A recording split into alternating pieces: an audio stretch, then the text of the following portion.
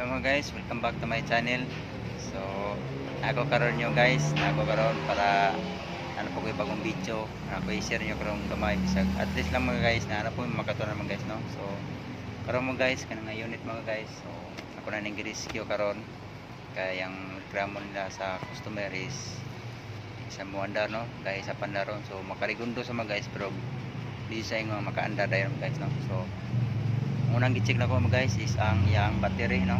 So okay ang yung battery, usog po ang voltage ang battery. Ayun ang ikadawa na kong i-check diri na sa yang Rio sa yang spark plug, itanggal na ko ang duha ka yang spark plug. So pagtangtang na ko gina mga guys, medyo basa na pong spark plug kung giinluan na ko mga guys kay posible po to nga usa po to nga di po siya ka andar mga guys no pagbasa ang spark plug no. So ang ikatulo mga guys, nakita na ko mga guys is duha kang yaang kwako kani guys, kani sa yang ignition coil kani kwako. So mo ni ang kwako mga guys no.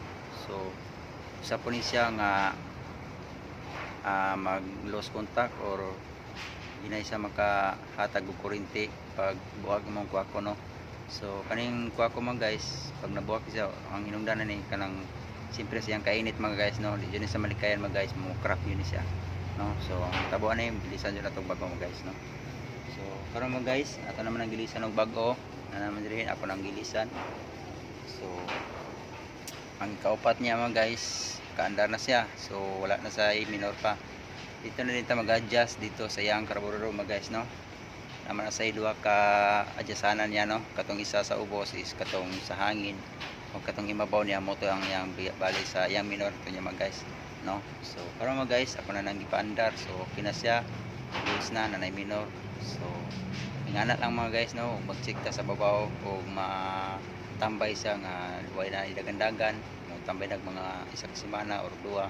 So ingana lang mga guys, mag-check sa atong bazari mga guys no. Dalan tayo mga tools, importante guys na tayo mga tools para trabaho dali ra kayo guys no.